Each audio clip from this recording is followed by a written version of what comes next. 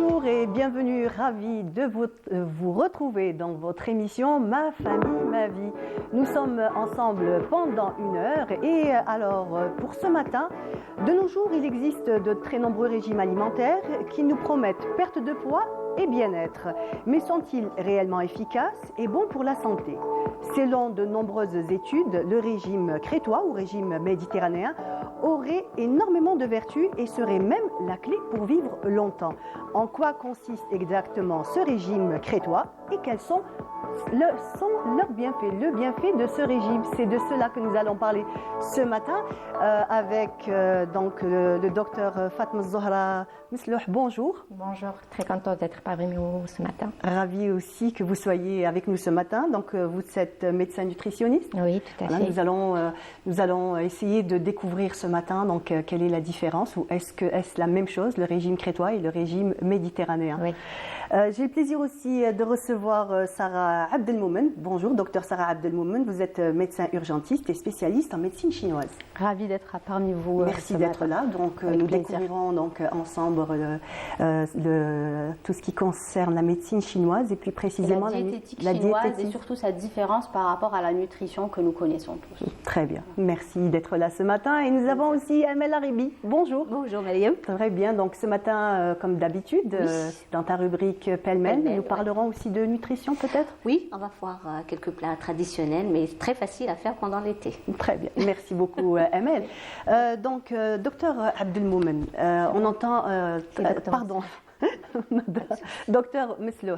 Donc on entend très souvent parler de ce régime crétois depuis surtout ces quelques dernières années. Il a été classé en 2010 donc par l'UNESCO. Oui. Y a-t-il une différence entre les régimes crétois et le régime méditerranéen? Alors le régime crétois à la base, il a été découvert par un médecin américain les années 1950 qui a fait une étude où il a comparé la longévité et les maladies, la fréquence des maladies cardiovasculaires dans 7 pays différents.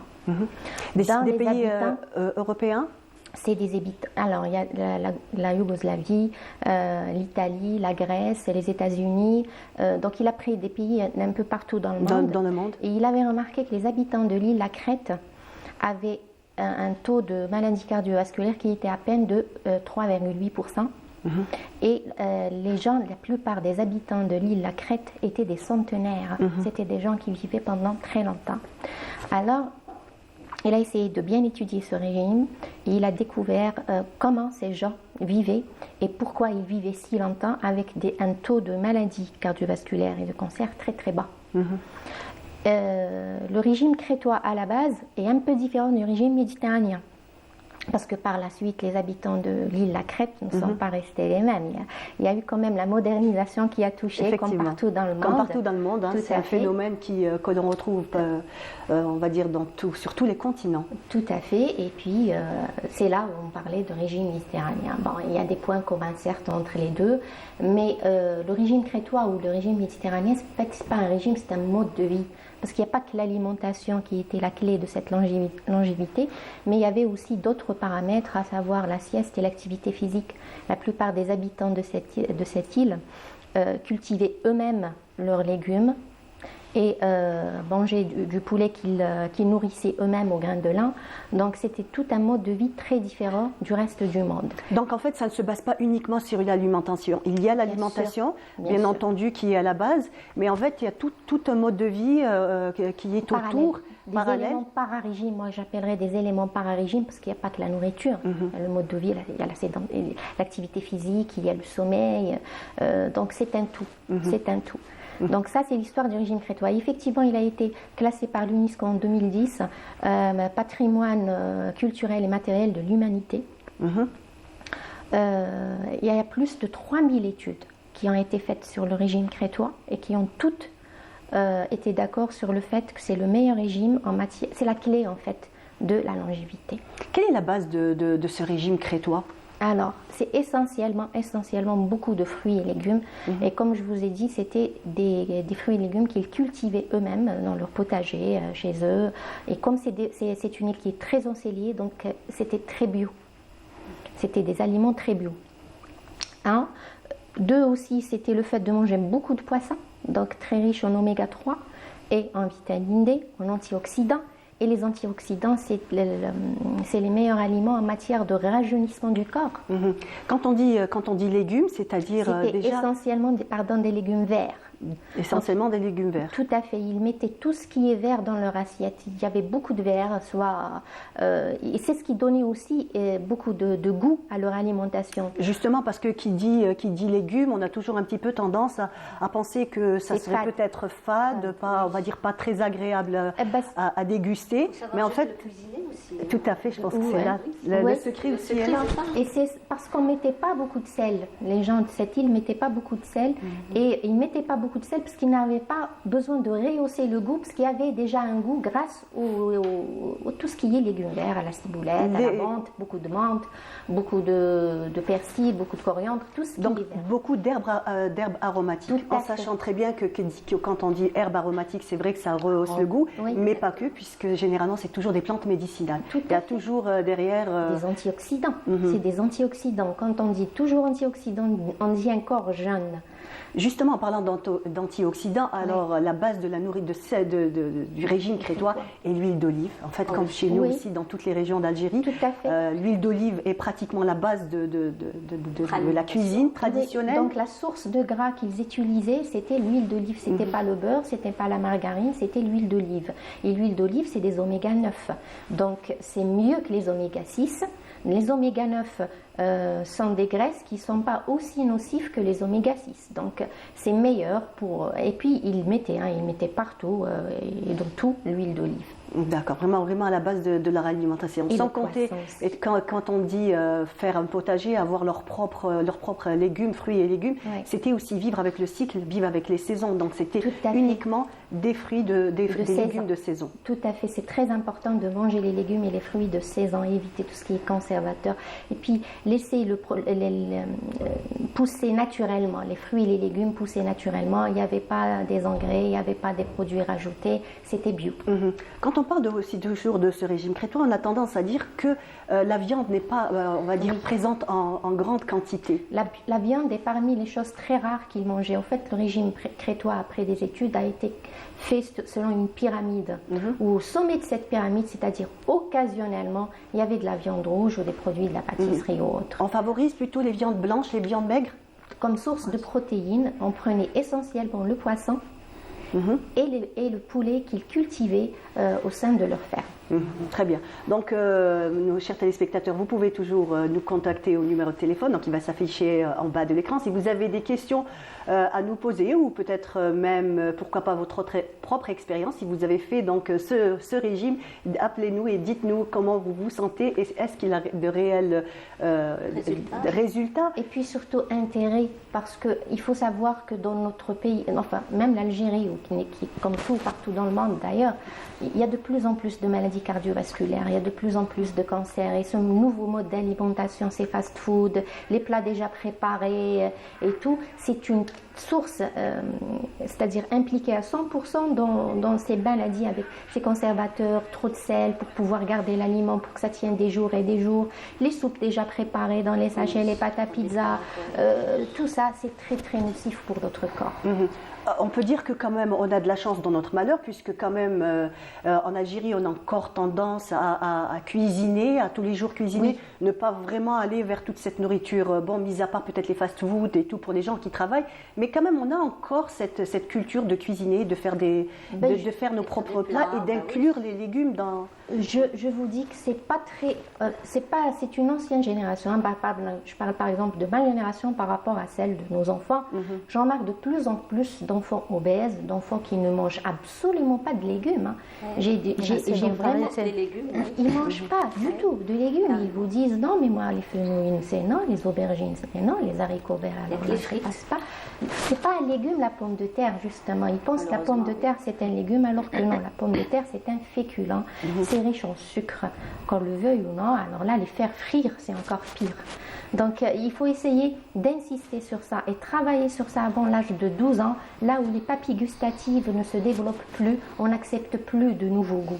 Donc, cassez-vous la tête avec vos enfants avant l'âge de 12 ans, c'est très important. D'accord. Donc, essayez déjà, on va dire, dès l'enfance, dès le plus jeune âge, à leur faire goûter tous les légumes. Il faut peut-être que ça soit d'une manière ludique aussi, parce que c'est vrai que c'est compliqué. C'est ce que j'allais vous dire. Peut-être Madame Lalibou sera d'accord pour les impliquer. Moi, je pense qu'il faut peut-être changer de forme pour les légumes, leur donner peut-être des aspects comme ça un peu ludiques, comme ça, pour que les enfants soient attirés à manger les légumes. Et qu'il y a de la préparer aussi. Oui, il y a la préparation à côté et la présentation aussi, je pense. Oui, c'est très important.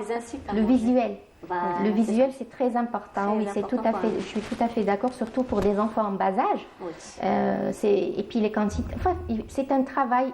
Malheureusement, nous, on néglige ce volet, mais c'est un travail qu'on pourrait même introduire au sein des maternelles ou de l'école primaire. On apprend aux enfants un peu une fois par semaine, une fois donc par des ateliers cuisine. Essayer de favoriser des ateliers cuisine. Et c'est effectivement, donc les enfants, quand ils préparent quelque chose de leur propre main, ils auront, on va dire, un peu plus. Ils seront plus d'accord à goûter que si c'était quelqu'un qui vient, qui leur présente directement. Le régime crétois aussi, il y a tout ce qui est légumineuses. Nos enfants aussi ne mangent pas trop de légumineuses. Effectivement, donc ça fait partie de la base de ce régime, les légumineuses. Les légumineuses et essentiellement le pois chiche. Le pois chiche est très consommé chez nous, la région Méditerranée, oui, tout à fait. Mais malheureusement pas trop par les enfants. Il n'y a qu'à voir la garantetta, hein. Oui. ça leur suffit. Elle a encore de bons jours la garantetta, tant mieux. Sauf qu'il y a beaucoup de l'huile de tournesol. Il faudra la préparer avec de l'huile d'olive dans ce cas. Oui. D'accord. Là, elle sera bénéfique. Ouais. Mais de façon générale, alors on a en bas de la pyramide, c'est-à-dire à volonté les légumes et les fruits et les féculents complets, c'est-à-dire tout ce qui est pain complet. Le pain, on le préparait à la maison à l'époque. On n'achetait pas le pain. Alors j'insiste sur un petit détail, beaucoup de gens mangent le pain de mie complet. Oui. Et le pain de mie complet, quand il y a des conservateurs, il est salé, il est sucré. Oui, du sucre, du sel, tout ça est vraiment caché à l'intérieur de ce pain. Tout à fait, pour qu'il puisse tenir des jours et des jours au niveau des supérettes et des grandes surfaces. Les conservateurs. Il faudra qu'il y ait des conservateurs. Alors, il faudra acheter votre pain complet de chez le boulanger ou alors le préparer à la maison si vous pouvez, bien sûr. Maintenant, tout ce qui est légumineuse, c'est très bon pour la santé aussi. Essayez de manger comme source de protéines le poisson et le poulet. Les œufs aussi sont présents au niveau du légume crétois et c'était des œufs bio parce que c'était frais. On les mangeait le jour même. Alors un œuf frais, c'est pas comme un œuf qui date de quelques jours. Il perd beaucoup de valeur nutritionnelle. Et les poules, elles sont élevées. Oui, elles sont en plein air. Elles sont pas dans des batteries. Elles sont nourries de graines de lin. J'insiste, ça aussi c'est très bon pour la santé. Donc on a de la viande de bonne qualité. Alors après, on va essayer d'éviter le plus possible les produits laitiers. J'insiste pour le régime crétois, ils préparaient leur fromage à base de lait de chèvre ou alors de brebis. Ils n'avaient pas de vache au niveau des îles, donc ils ne prenaient pas lait de vache. Déjà, c'est une très grosse différence entre le lait de vache et les laits de chèvre. Bien sûr, le lait de chèvre, il est très gras, le lait de vache. Par contre, le lait de brebis ou le lait de chèvre, il est nettement mieux. Et les fromages préparés sont des fromages maigres tout à fait, donc ils prenaient aussi du fromage qui était préparé à base de lait de chèvre ou de lait de brebis. Ils évitaient absolument, c'était rare de prendre, même en matière d'alcool, ils ne prenaient pas tout type d'alcool, ils prenaient un type bien précis qui était présent sur l'île et qui poussait, on va dire, donc la vigne qui pousse auprès des oliviers. Tout à fait. Voilà, on va rappeler juste le numéro de téléphone à nos téléspectateurs. Donc vous pouvez nous appeler au 021 23 98 91. On attend vos appels. Toujours en reste dans le régime crétois, il y a aussi donc le mode de cuisson qui est important. Oui. Alors il n'y avait pas de friture. C'était cuisson où on mettait à l'étouffer ou alors on prenait son temps pour préparer. Alors c'était soit des salades qui prenaient pas beaucoup de temps mais qui étaient faites juste avant de manger, donc c'était pas à conserver pendant longtemps et tout. C'est-à-dire on passe dans le potager, on enlève quelques herbes aromatiques, des tomates, un petit poivron. Ça serait ça, avec généreusement un filet d'huile d'olive. Vous savez, maintenant, ce qu'ils font jusqu'à présent, ils envoient carrément des gens de partout dans le monde à cette île pour apprendre à manger. Il y a même des étudiants qui partent des États-Unis, des étudiants qui viennent du monde entier, juste pour apprendre à manger crétois. Et ils repartent. Parce qu'ils ont vu que c'était la clé pour rester longtemps. C'est-à-dire, rester longtemps en bonne santé, et qui dit rester longtemps en bonne santé, pouvoir vivre plus longtemps, certes. On va dire à côté de toute cette alimentation, il y a aussi l'activité physique qui est importante. Tout à fait. La plupart des habitants de cette île étaient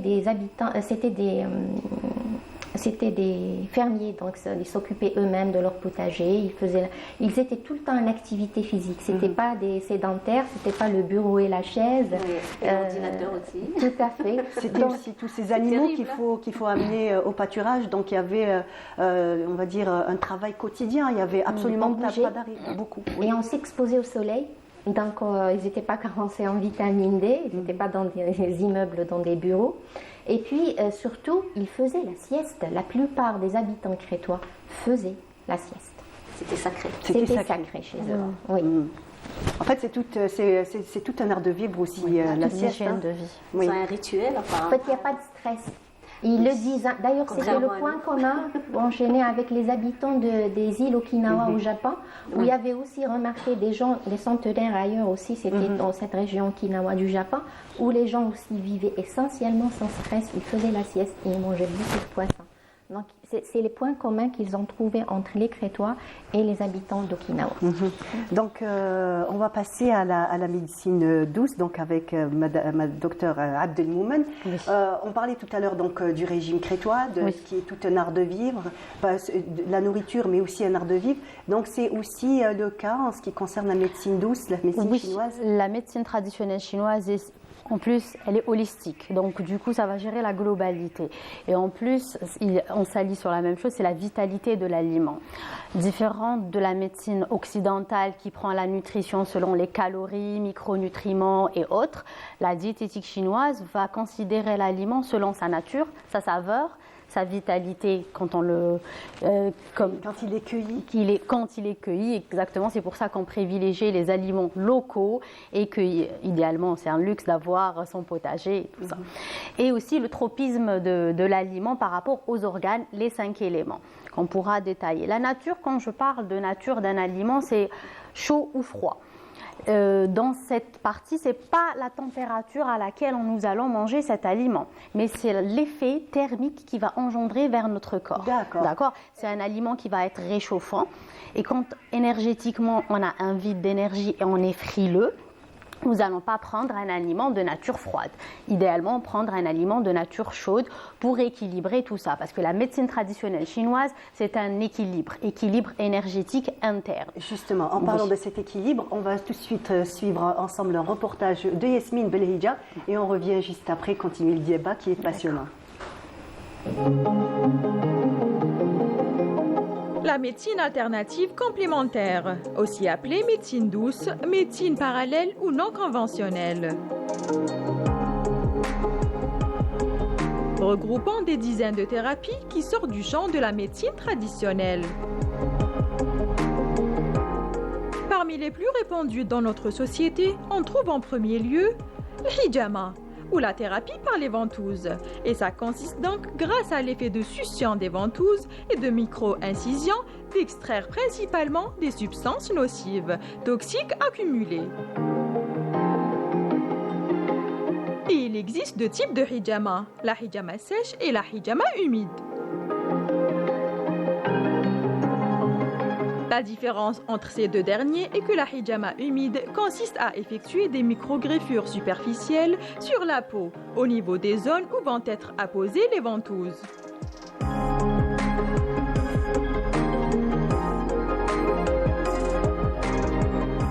Et en deuxième place des thérapies les plus répandues, on trouve l'acupuncture, l'une des pratiques fondatrices de la médecine traditionnelle chinoise, et qui consiste à stimuler des zones précises de la peau avec des aiguilles, le plus souvent utilisées contre le stress, problèmes de sommeil, atténuation de la douleur, notamment en rhumatologie.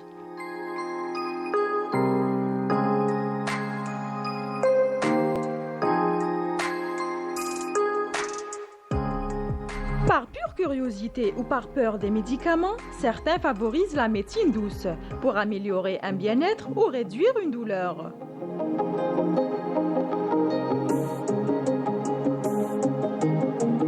Mais ce qui est sûr est que la médecine conventionnelle reste la médecine la plus demandée.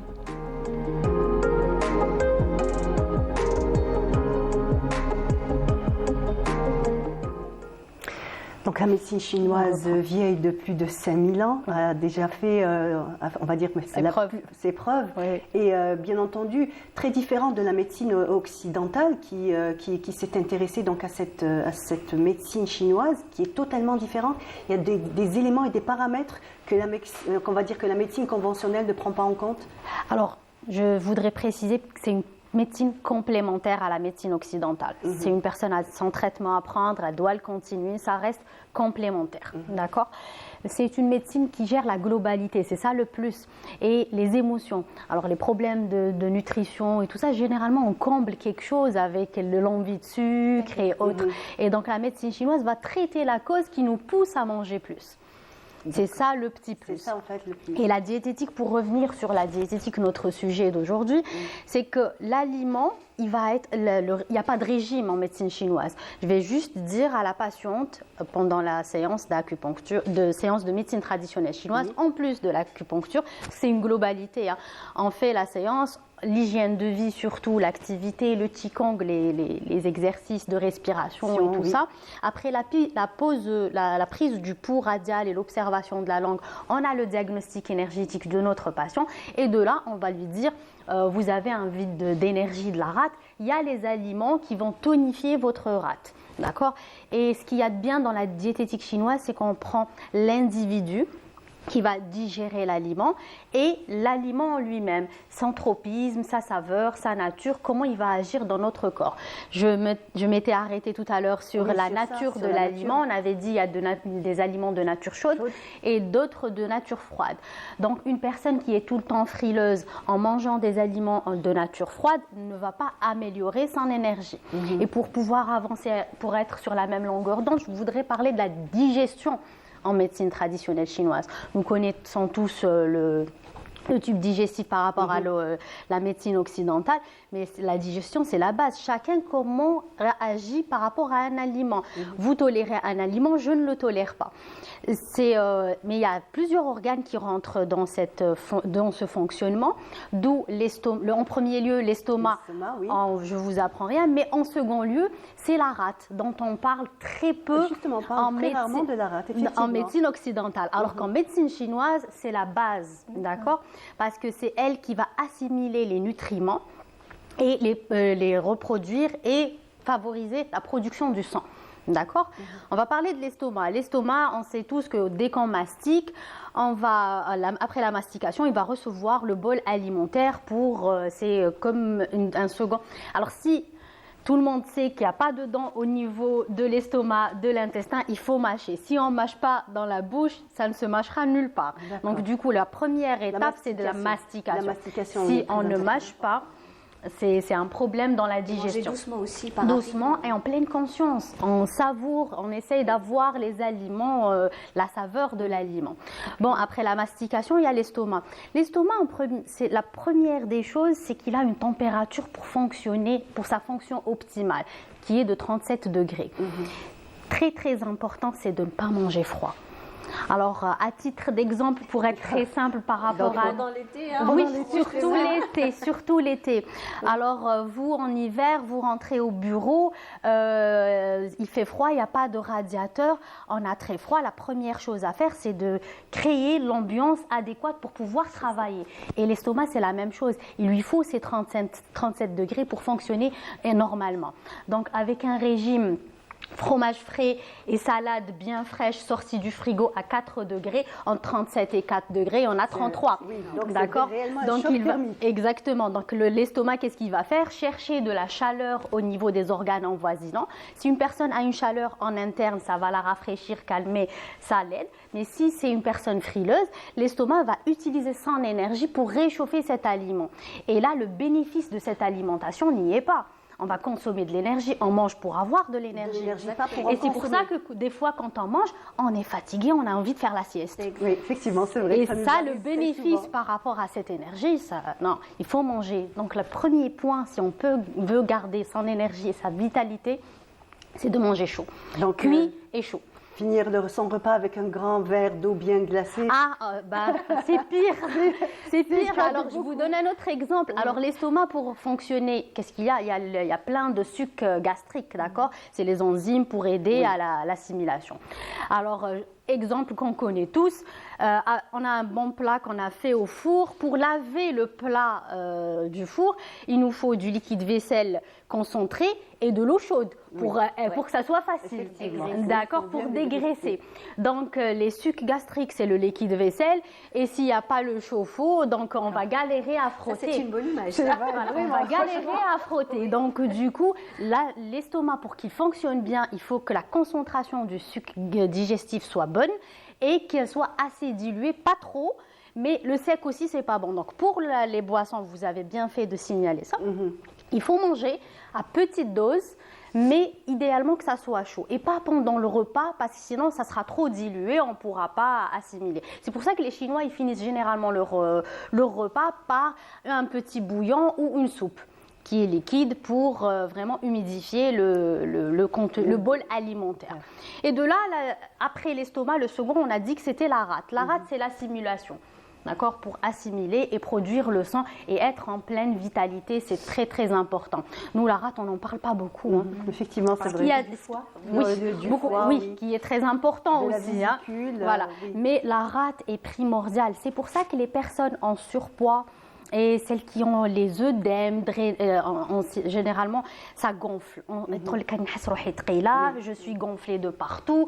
Et les régimes, généralement, qu'on préconise, c'est quoi? Salade verte, produits, le fromage frais et tout ça. Ça, c'est des produits laitiers. Et ça rajoute de l'humidité. Et l'humidité lèse la rate. Donc, la digestion sera altérée. Donc, c'est pour ça que tout ce qui est cru, vraiment, ça va consommer de l'énergie et fatiguer la personne. Elle aura beau prendre la salade et le fromage frais, elle ne perdra pas de poids parce que c'est de l'humidité neutre. Et c'est pour ça que dès qu'ils font des drainages lymphatiques, ça rentre dans l'ordre parce que ça va faire circuler cette humidité. Ça peut être causé aussi par le sel qui va donner la rétention. La rétention d'eau aussi. Le sel, c'est à part. Alors, revenons vous avez parlé du sel. Là, on a dit que c'était la nature et la saveur. La saveur, il y en a plusieurs. On a le sel qui, chaque saveur, il y en a 5. Saveur amère qui tonifie l'énergie du cœur.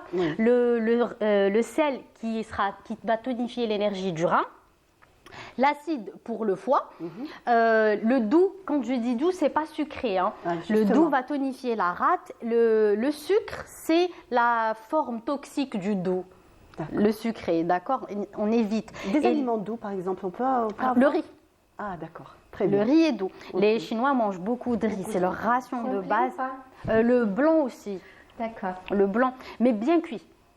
Par contre, la différence, c'est vrai qu'il est manger limite collant. Manger les céréales va minimiser l'envie de sucre. Très bien. Et c'est bon à savoir. C'est du sucre, mais je ne sais pas, ça dépend des régimes, mais le riz bien cuit ne fait pas grossir. Les Chinois ne sont pas en surpoids, ils en mangent énormément. Oui, effectivement. En fait, c'est toujours une question d'équilibre. Oui, bien sûr. L'équilibre est très important. Et la dose fait le poison. Les Chinois aussi sont des gens qui bougent beaucoup, qui travaillent sans arrêt. C'est pas des personnes sédentaires. Mode de vie. Les Chinois, c'est des gens qui ont des journées pleines. Bah oui. En fait, c'est l'activité, on va dire, en commun entre ces deux peuples, entre ces deux civilisations qui est complètement, on va dire, différente.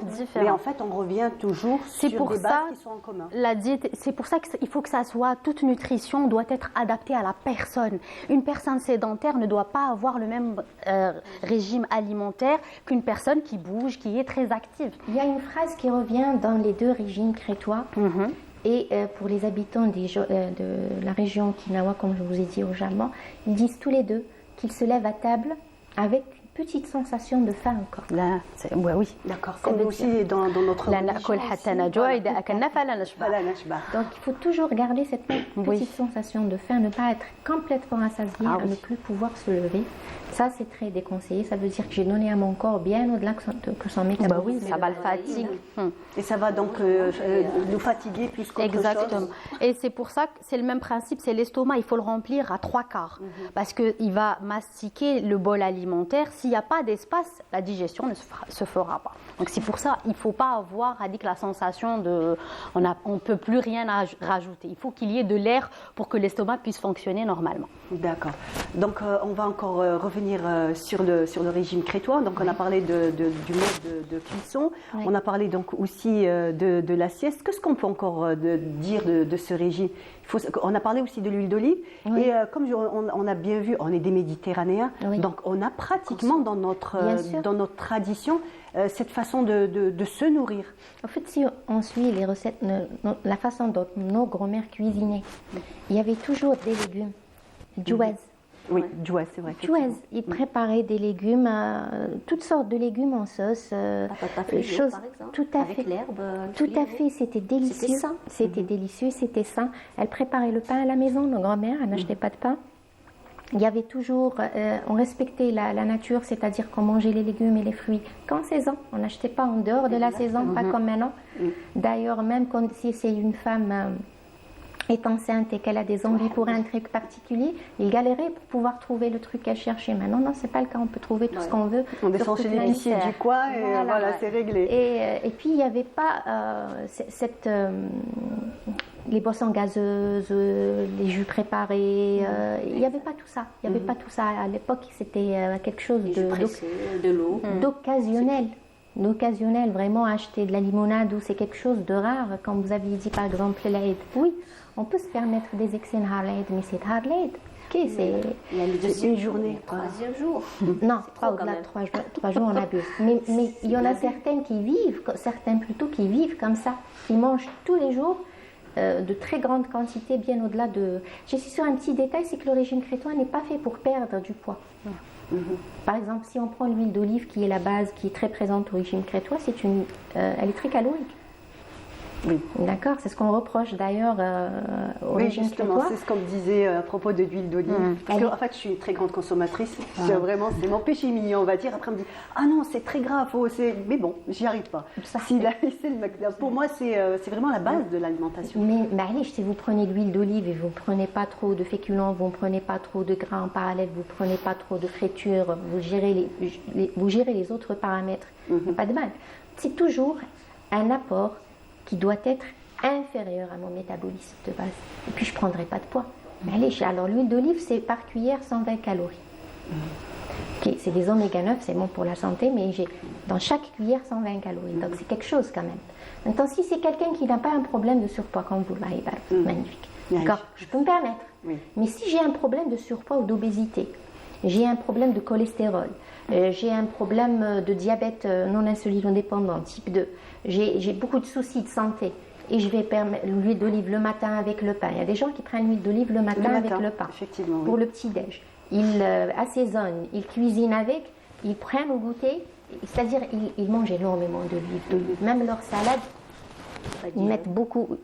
C'est pas 1 à 2 cuillères de l'huile d'olive. Et du coup, on ne peut pas éviter la prise de poids. Donc le régime crétois, certes, est très bon pour la santé, pour la longévité, mais n'oubliez pas, et axé sur les quantités aussi.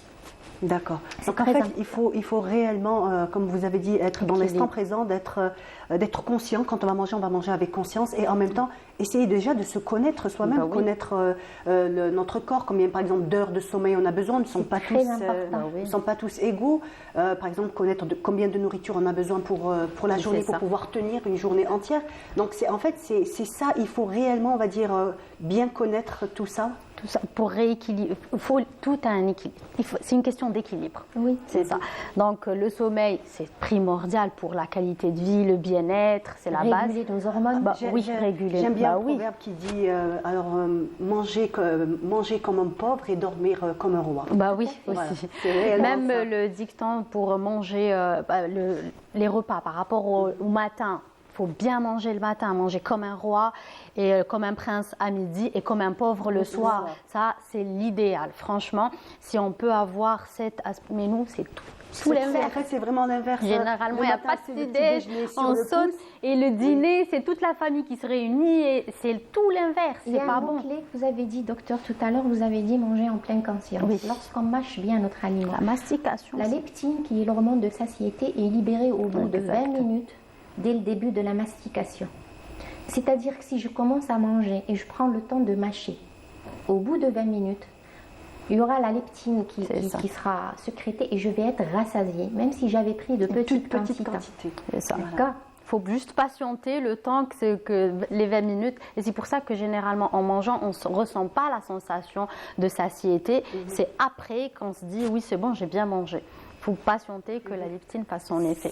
Si on mange dehors avec des amis ou de la famille, rapidement, et on est en train de discuter, de papoter, de parler et tout, on va manger moins que si on est seul. C'est ce que j'allais vous dire. C'est vrai que donc il faut favoriser les repas en famille où on puisse discuter ensemble, parler, échanger et en même temps manger, comme vous dites. Prendre le temps de mâcher et de regarder son assiette. Ne pas manger en face de son écran ou de sa télé, de son téléphone, juste en train de prendre et on ne sait même pas réellement ce qu'on est en train de prendre.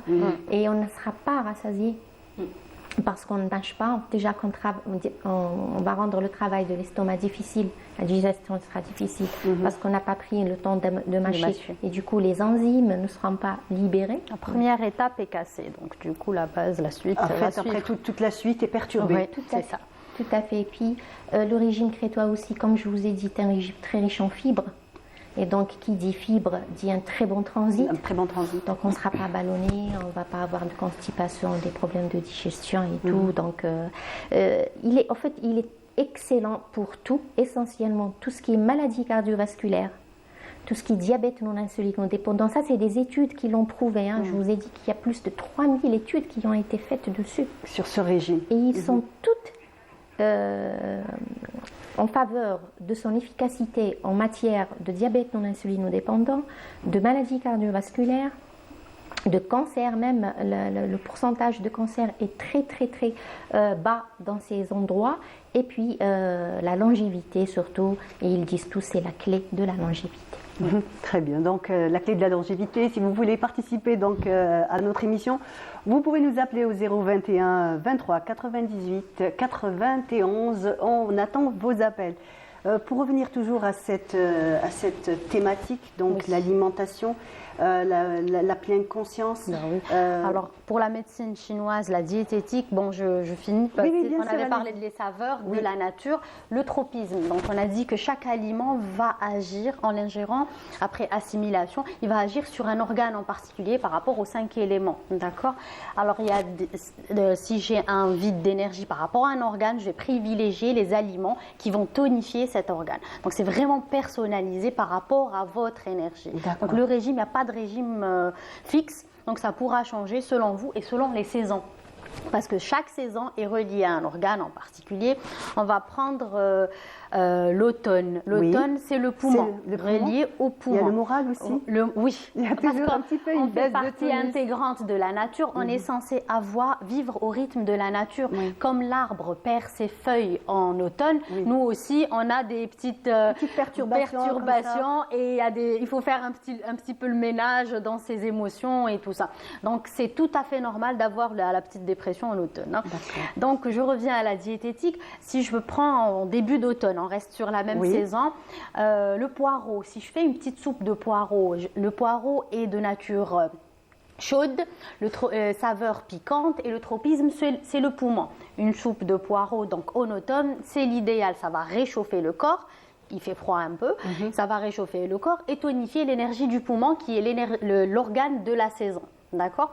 Donc, c'est pour ça que si on mange de saison et on ne mange pas les aliments de la serre, ça serait l'idéal qu'ils ils étaient en bonne santé. Donc, et les enfants ne connaissent même pas les aliments de saison.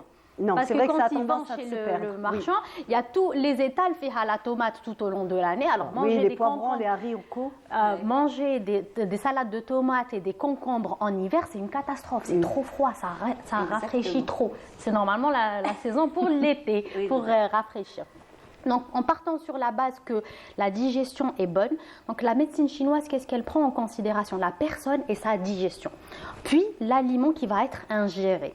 Donc, si on part du principe qu'il n'y a pas de problème digestif, donc en associant des aliments de nature froide chez une personne qui a une chaleur interne, ça va rééquilibrer. Si vous êtes de nature chaude, je vous donne des aliments de nature froide pour équilibrer, pour être en équilibre.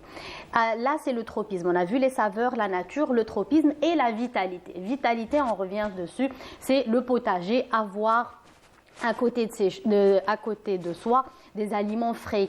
C'était ça à la base. Mais la terre était... il n'y avait pas d'engrais aussi. Non. La terre nourrissait l'aliment. Maintenant, quand on prend un aliment chez il peut rester au frigo 4 jours, 5 jours, c'est pas normal. Alors que normalement, une courgette, ça fane rapidement. Au bout de quelques jours, oui. Voilà. Alors que tu l'oublies une semaine, elle est normale. Oui. C'est pas normal. C'est pas normal, voilà. Donc, tout ça, c'est à se poser des questions. C'est pour ça que la longévité avant et maintenant, ça reste délicat. On a beau manger de saison bio, il faut avoir son potager et savoir ce qu'on utilise. D'accord, donc en fait, on va retourner à la campagne. Le bio n'est pas très évident. Oui, même chez nous. Hein. Avant, on avait le luxe de manger bio. Là, je trouve pas que c'est très bio. Effectivement. Oui, il faut avoir les bonnes adresses. Alors, on a un appel. On a Nedia de Bouzerea qui nous appelle. Bonjour Nedia. Bonjour. Comment allez-vous? Bonjour. Je m'adressais à la nutritionniste. Bien sûr. Bonjour. Et bon, là, je suis un petit peu gênée. Est-ce que je parle ou... Allez-y Nadia, on vous entend. Ah, vous m'entendez. Je voudrais lui poser la question par rapport au beurre. Oui. Le beurre. Oui. Oui, je suis une amoureuse du beurre. Et à chaque fois... Nadia, est-ce que vous pouvez juste baisser un peu le son de votre téléviseur? Les choses se contredisent. Parfois, c'est très bon, allez-y, prenez. Parfois, c'est l'ennemi numéro 1. Alors, j'aimerais savoir, dans le régime, en général, je suis de régime crétois, enfin. C'est le nôtre. Hein.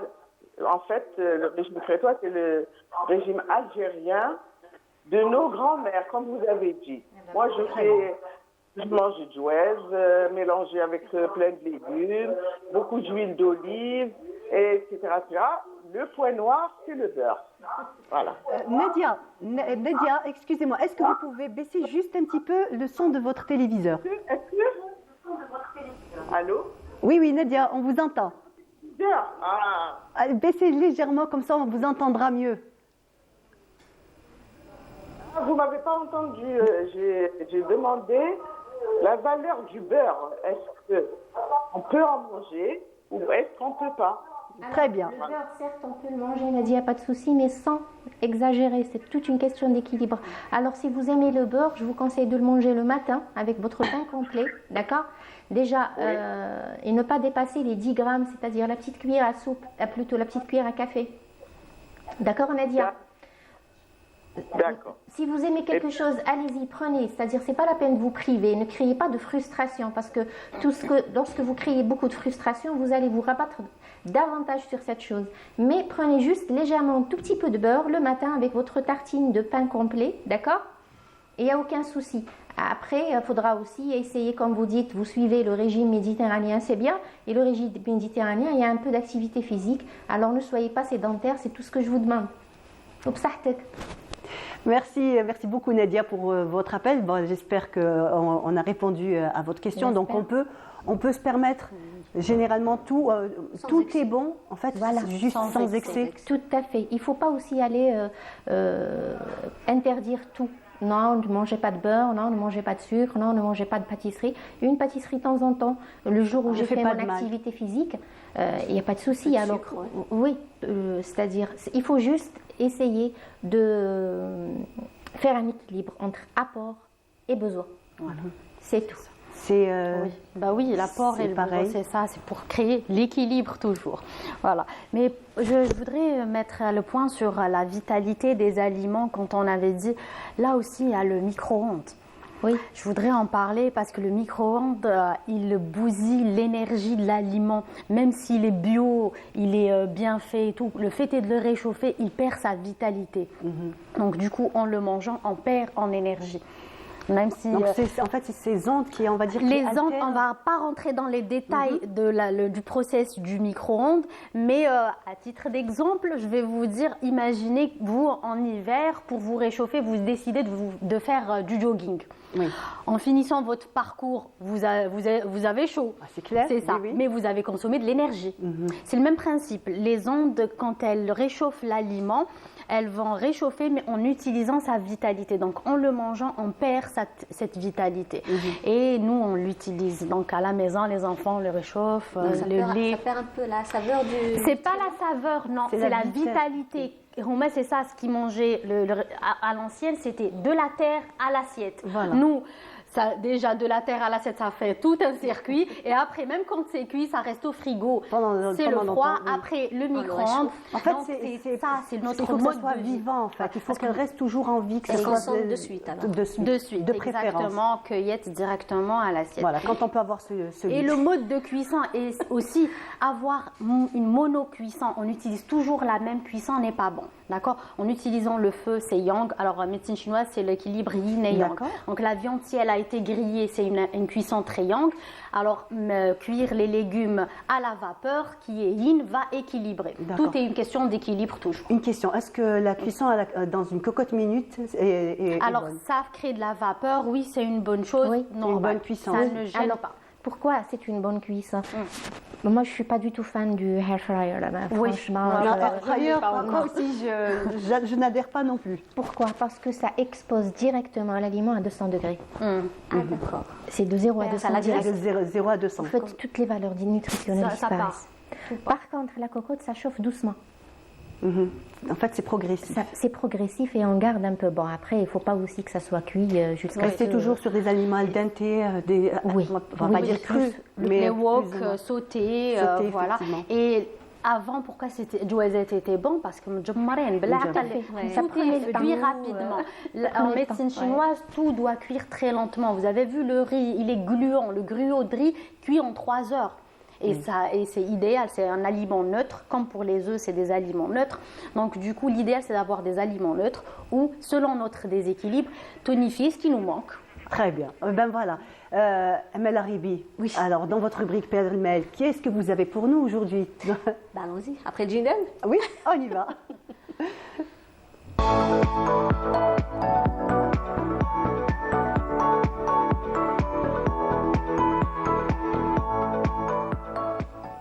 Voilà. Alors, Donc, on fait partie de la Méditerranée. Ouais. Et je suis sûre qu'on a plein de bons plats, c'est ça? Ouais, enfin, ils sont très connus. Hein. Donc, Oui. pour bien vous inspirer, on a quelques plats de santé, rapides et faciles à faire. Bon, je vais vous dire comme par exemple le tchouka, c'est le bon. gazpacho, la ratatouille, Ah, pourquoi c'est bon pas. aussi. Je donne dans mes régimes tchouka et la ratatouille. Bah, c'est très riche. Bah oui, bah Il y a oui. beaucoup d'aliments. Tout à fait. Il y a aussi les pâtes froides. Il y a la pâte de salade de riz, salade de pâtes. Bon, je vais prendre par exemple le tchouka. Il y a la tomate, il y a les poivrons, il y a l'oignon, il y a l'ail, il y a l'huile d'olive. Que des antioxydants, en fait. Exactement. Donc, je vais vous citer la tomate, par exemple. Elle est riche en fibres, contient des caroténoïdes. Et aussi, elle a des effets antioxydants, anti-inflammatoires. Et ils sont connus, elle est riche en glucides, aussi en vitamine D, C et E. C'est vrai, ça? La vitamine C, C, essentiellement. D et E. Oui. Donc, ça va. Et aussi, on a le poivron qui est très peu calorique. Tout à fait. Très peu calorique. Tout à fait. C'est Et riche en vitamine C et B6. essentiellement la vitamine C en poivron, oui, c'est vrai. Ça, B6, je ne connaissais pas. Je viens de découvrir pour le B6. En fait, c'est un excellent aliment, le poivron vert.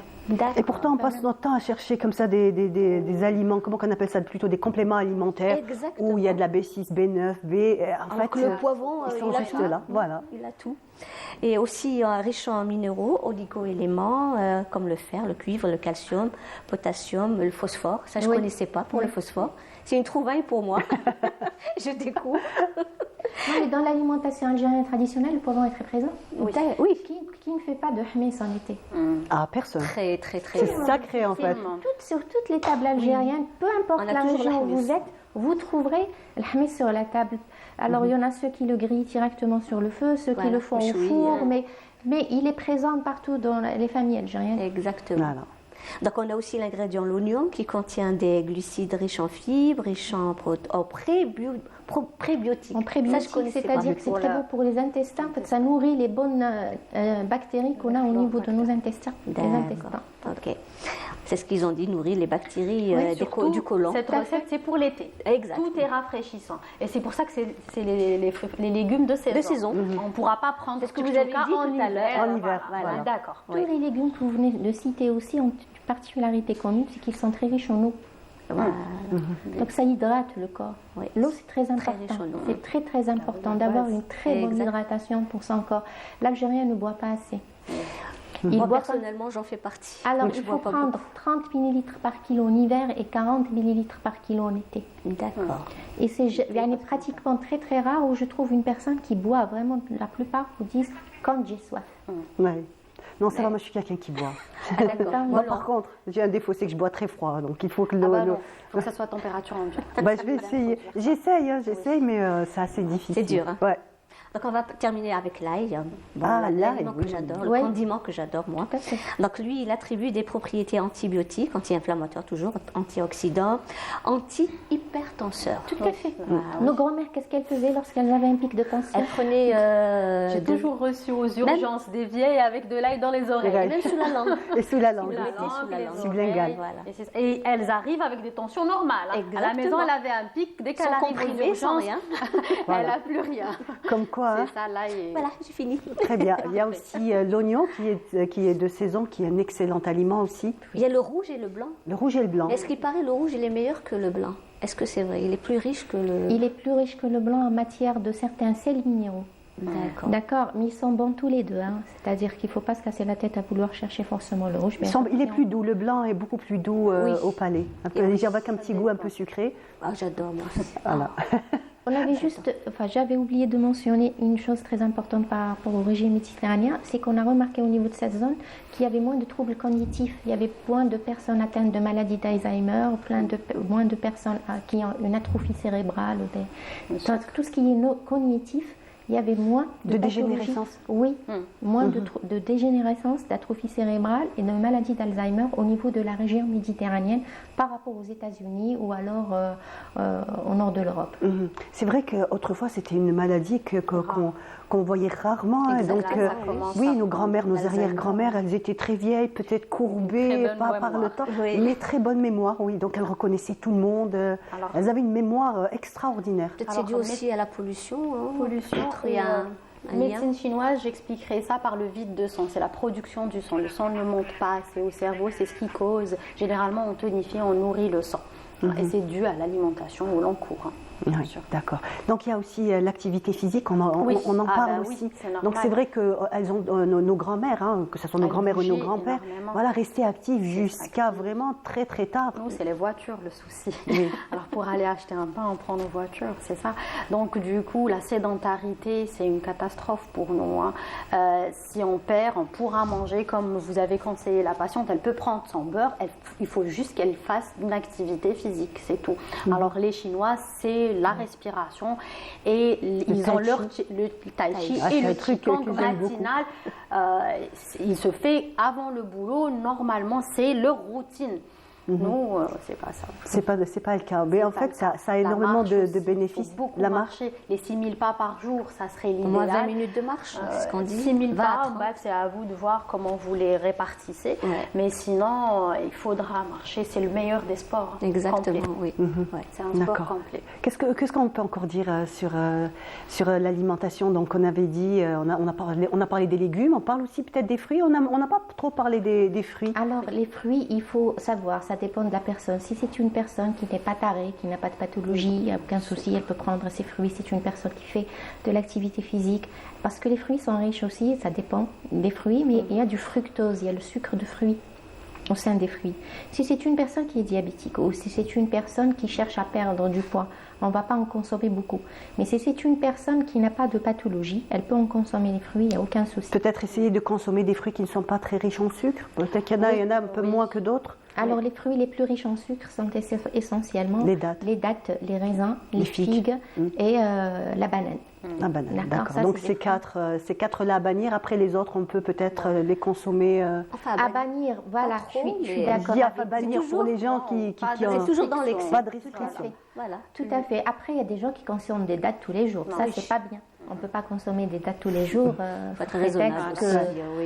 En médecine chinoise, par rapport aux fruits, il devrait être cuit. Ah, très bien. Pour la programmation de l'aliment, le matin, il vaudrait mieux éviter les fruits parce que c'est trop sucré. On considère que c'est trop sucré. Le matin, c'est normalement céréales, légumes. Et, il y en a même laitage. Laitage, j'en ai pas parlé du tout. C'est vrai qu'on n'a pas dit du tout. Alors, les laitages, ça rajoute de l'humidité et ça lèse la rate. D'accord, c'est des pro-inflammatoires en plus. Et en médecine chinoise, on essaye de proscrire les produits laitiers. Ça va, moi, pour ça, j'ai eu de la chance. J'ai jamais très aimé le lait. Pour revenir aux fruits, généralement, c'est le goûter. Et idéalement, le fruit doit être cuit. Ah, d'accord. La femme algérienne, elle adore le café au lait. Oui, un café au lait qui est une... Un café au lait, c'est une autre histoire. C'est une autre histoire, mais c'est émotionnel. Oui, voilà. C'est l'émotionnel. C'est rattaché au... Elles sont addictes au café au lait, les femmes algériennes. C'est l'émotionnel, C'est émotionnel, c'est vrai. En fait, c'est le moment. C'est un petit moment qu'on s'offre à soi, avec, on va dire qu'on se retrouve. C'est pour nous. C'est plus de l'intimité avec soi-même, ce café au lait. Et c'est rattaché à l'ancrage, c'est l'enfant quand il rentrait après l'école, c'était le café au lait, voilà, le goûter. Ça reste émotionnel en quelque sorte, on peut l'enlever, mais s'il n'y a pas vraiment un déficit en énergie de la rate, quand c'est occasionnel, alors dans ce cas, une petite tasse, pas une grande chope de café au lait. Si vous pouvez séparer les deux, déjà ça serait bien, un café et le lait wahdo, c'est déjà ça. Parce qu'au fait, les tanins qui sont présents au niveau du café, voilà, c'est l'association qui est dangereuse. Les tanins présents au niveau du café vont rendre la digestion du lactose, du sucre qui est présent au niveau du lait très difficile parce qu'ils vont lui augmenter de volume. Très bien. En tout cas, merci beaucoup. Donc, docteur Abdelmoumen, merci d'avoir été là. Ah, pardon. Ah, là. C'est trop fort. Je pense qu'il va falloir me faire... On aurait dû changer de place. Possible. En tout cas, voilà. Donc, merci beaucoup, docteur Abdelmoumen, d'avoir été... Je voudrais rajouter juste un petit conseil. Oui. Alors, essayez de cuisiner. Parce que manger prêt, c'est pas bon. Ouais. Cuisiner, manger chaud, manger cuit, à petite ration, pas jusqu'à avoir la satiété. Voilà, il vaut mieux éviter la satiété, mais surtout essayer de manger équilibré. Manger équilibré, c'est avoir de l'énergie. Avoir de l'énergie, c'est la vie. Et être en vie, c'est de la joie. Très bien. Merci beaucoup. En tout cas, merci d'avoir été ce matin parmi nous. Merci Amel Haribi. Ce fut un réel plaisir de vous accompagner pendant 1 heure. Je vous dis merci de nous avoir suivis et à demain, Inch'Allah. Merci. Voilà.